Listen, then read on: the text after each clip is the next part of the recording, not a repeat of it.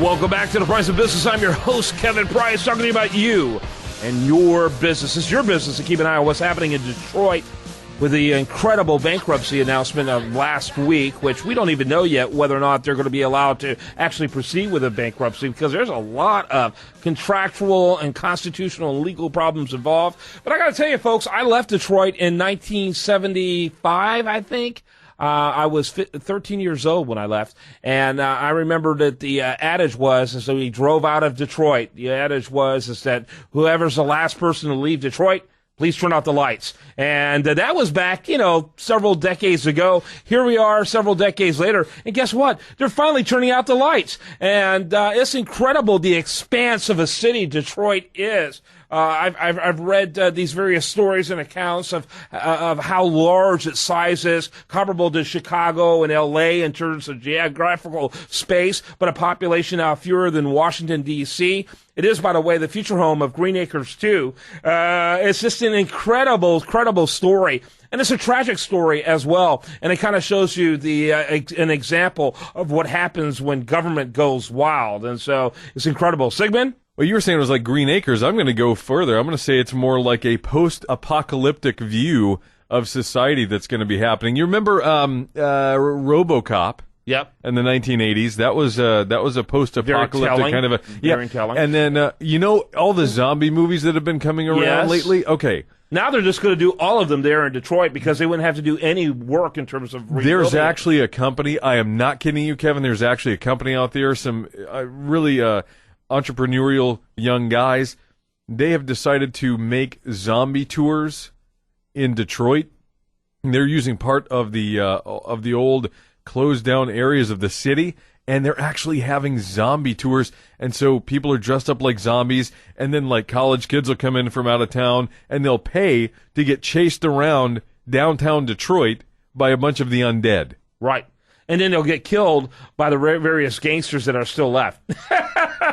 Yeah, and I mean, so it's becoming like a ghost town, or it is. Something out of I don't know, The Road Warrior. And so, nah, lay off Detroit. Them people is living in Mad Max times. Yeah, exactly.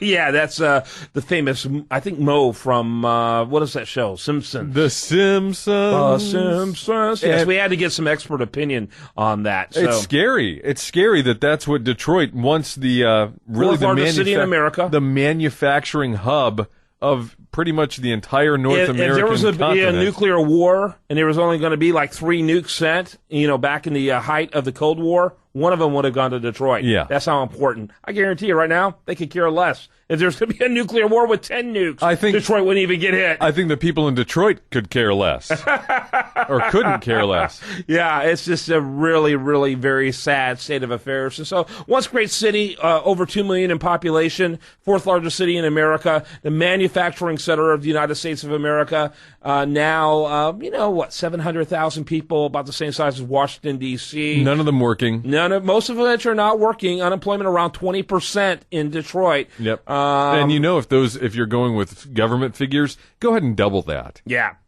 And, I grew up in Ferndale, and I recently saw this police series called Detroit something. Detroit and a 3-number thing, and it didn't last very long. 911? No, it should have been, but it isn't like the number of the precinct or whatever. Oh, I gotcha. And they had a cop on there, and they said, all I think my job is to create a barrier between 9 Mile and Ferndale, so I can protect where my family lives. That's where I grew up, was Ferndale, Michigan. We were on 10 miles where I lived, 1 mile from the border at 9 Mile, and man. that mentality is not new. That mentality has been around for a long time. Yeah, people. And if you saw Eminem on 8 Mile, he lived 2 miles from where I grew up. People have been wanting to get out of there for a long time. Yes. And, it's amazing because Michigan, in and of itself, the state is so beautiful.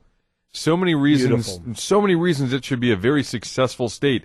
And the only reason that I can come up with that it's not is because of the policies of the Democrats. Yeah. Absolutely, multi-generational. But I will say this, it is making a slight churn, thanks to Rick Snyder and the Republicans in the legislature. It's finally beginning to make it sure. Michigan in general, yes, but not Detroit. Oh no, but it starts somewhere. It has to start somewhere, and in the suburbs. And Detroit has always been way worse than the rest of the state. But let me tell you, that legislature passed right to work legislation, which I really thought was going to have, that my savior would come back before that would ever happen. And so I'm still kind of. You mean Ronald Reagan? No. Oh no. No, the real savior, and so I keep thinking that was going to be one of the signs of the apocalypse, that Detroit would go right to work. But it's now right to work, although it only affected about 80% of the employees there. There were some employees it wouldn't affect. But you know what? That was 80% of the employees that weren't affected before. That's right. And you got to start somewhere, like you said.